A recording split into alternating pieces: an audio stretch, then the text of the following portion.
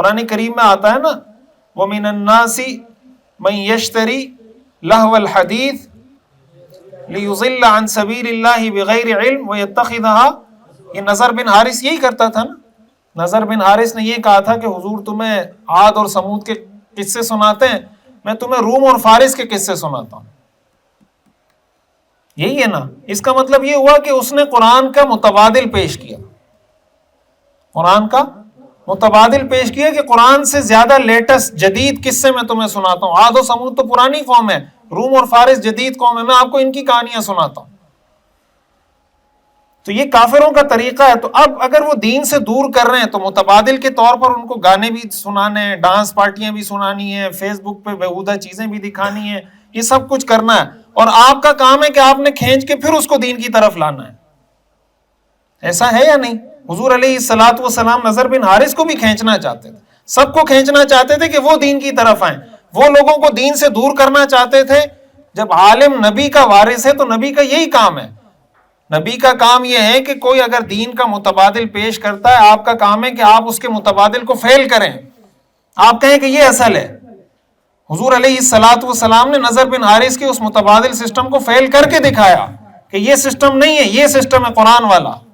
تو آپ اگر نبی کے وارث ہیں تو سوشل میڈیا پہ اگر کوئی ہمارے مسلمان نوجوانوں کو بے راہ کر رہا ہے، گمراہ کر رہا ہے، تو آپ کے پاس ایسا کوئی نظام ہونا چاہیے کہ آپ دوبارہ اس کو کھینچ کے دین کی طرف لا سکیں. وَيَوْمَ يَعَضُّ الظَّالِمُ عَلَى يَدَيْهِ يَقُولُ يَا لَيْتَنِي اتَّخَذْتُ مَعَ الرَّسُولِ سَبِيلًا يَا وَيْلَتَا لَيْتَنِي لَمْ أَتَّخِذْ فُلَانًا خَلِيلًا لَقَدْ أَضَلَّنِي عَنِ الذِّكْرِ بَعْدَ إِذْ جَاءَنِي. تو بعد اذ جاءنی وہ گمراہ ہو جاتا ہے. وہ مسلمان گھرانے میں پیدا ہونے والا خدا کا منکر ہو جاتا ہے، وہ اسلام کا باغی ہو جاتا ہے. کیوں؟ اس لیے کہ ہمیں پتہ نہیں کہ اس کو کس طریقے سے گمراہ کیا جا رہا ہے.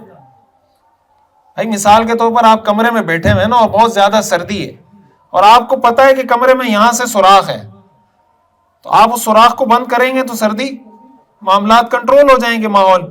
لیکن اگر آپ کو پتہ نہیں ہے کہ ہوا آ رہی کہاں سے ہے یا سوراخ ہے کہاں پر، یا سوراخ یہاں پر ہے اور آپ یہاں پہ کپڑے دبائے جا رہے ہیں، تو کیا سردی ختم ہوگی؟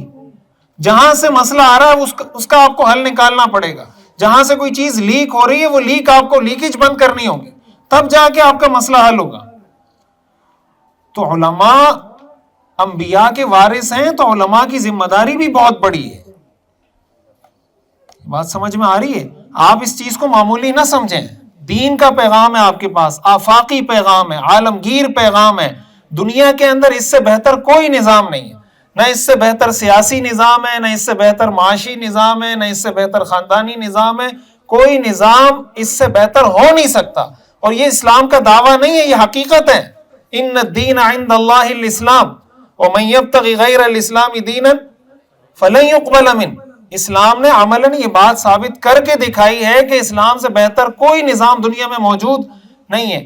اب اگر ہم پیش نہیں کر پا رہے، یہ اسلام کا مسئلہ نہیں ہے، یہ مسئلہ کس کا ہے؟ ہمارا مسئلہ ہے. لیکن ہماری وجہ سے لوگ گالیاں کس کو دیتے ہیں؟ اسلام کو دیتے ہیں. ہمیں ایسا ہونا چاہیے کہ لوگ ہماری وجہ سے اسلام کی تعریف کریں، اسلام کو گالیاں نہ دیں. ہمارا کردار ایسا ہونا چاہیے، ہمارا علم، ٹیکنالوجی پر، جدید علوم فنون پر ہماری مہارت ایسی ہونی چاہیے کہ ہم اسلام کی تبلیغ جدید ذرائع استعمال کرتے ہوئے قرآن حدیث کے اصولوں کے مطابق کر سکیں. تو کریں گے اس کی کوشش انشاءاللہ. یہ باتیں سمجھ میں آئی میری؟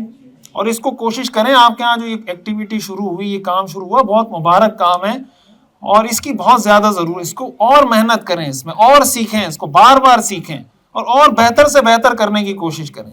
اللہ تعالی ہمیں سمجھنے کی اور عمل کرنے کی توفیق عطا فرمائے.